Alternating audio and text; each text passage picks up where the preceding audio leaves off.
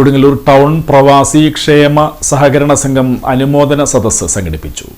Kodungallur town പ്രവാസി ക്ഷേമ സഹകരണ സംഘത്തിന്റെ ആഭിമുഖ്യത്തിൽ സംഘടിപ്പിച്ച അനുമോദന സദസ്സ് നഗരസഭാ വൈസ് ചെയർപേഴ്സൺ സുമിത നിസാഫ് ഉദ്ഘാടനം ചെയ്തു.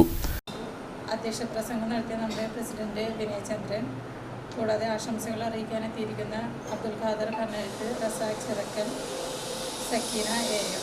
കൂടാതെ ഈ പരിപാടിയിൽ ഈ അവാർഡ് സ്വീകരിക്കാൻ വേണ്ടി വന്നിരിക്കുന്ന വിദ്യാർത്ഥികൾ, അവരുടെ കൂടെ വന്നിരുന്ന രക്ഷകർത്താക്കളെ എല്ലാവർക്കും എൻ്റെ നല്ല നമസ്കാരം.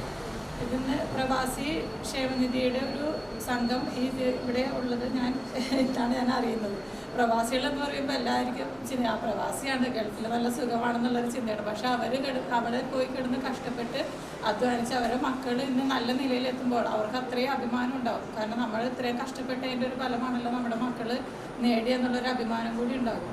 അപ്പോൾ അത് നിങ്ങളുടെ ഇപ്പോൾ ഈ നേടിയ പോലെ തന്നെ തുടർന്ന് അങ്ങോട്ടും നിങ്ങളുടെ വിജയങ്ങൾ ഓരോ പടിപടിയായി ഉയർന്ന് നല്ല രീതിയിലേക്ക് തന്നെ എല്ലാം ഉയർന്നു കൊണ്ടുവരട്ടെ എന്ന് ഞാൻ ആശംസിക്കുകയാണ്. എല്ലാവരുടെയും അനുഗ്രഹത്തോടു കൂടി അനുവാദത്തോടു കൂടിയും ഈ പരിപാടിയുടെ ഉദ്ഘാടന കർമ്മം ഞാൻ നിർവഹിക്കുകയാണ്. എല്ലാവർക്കും നന്ദി.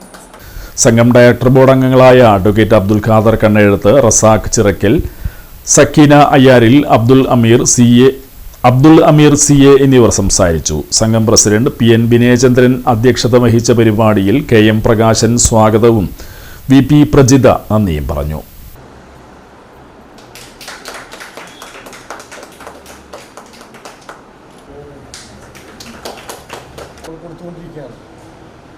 പ്രത്യേകിച്ച് നമുക്കറിയാം, ഈ വിദ്യാഭ്യാസ അവാർഡ് എന്ന് പറയുമ്പോൾ തന്നെ നമുക്ക് കേരളം തീർച്ചയായിട്ടും ലോകത്തിന് തന്നെ വിദ്യാഭ്യാസത്തിൽ മാതൃകയാണ്.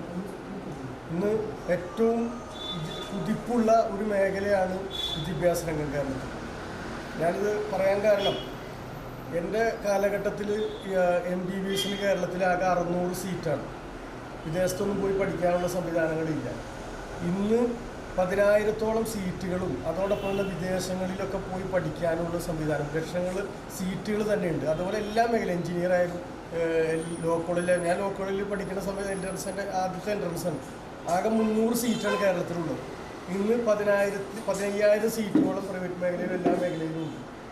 അപ്പോൾ കേരളം കുതിച്ചു വരികയാണ്. ഇത്രയൊന്നും മറ്റ് രാജ്യങ്ങളിൽ ഇങ്ങനെയുള്ള വിദ്യാഭ്യാസ മേഖല, കാരണം നമ്മളെ സംബന്ധിച്ചിടപ്പോൾ UK വേറെ മറ്റ് റഷ്യയിലായാലും എവിടെ പോയി പഠിക്കാൻ ആളുകൾ തയ്യാറായെന്ന് വെച്ചാൽ സത്യത്തിൽ കേരളത്തിൽ നിന്നാണ് ഏറ്റവും കൂടുതൽ ആളുകൾ വിദ്യാഭ്യാസപരമായിട്ട് പോകുന്നത്. അപ്പോൾ നമ്മൾ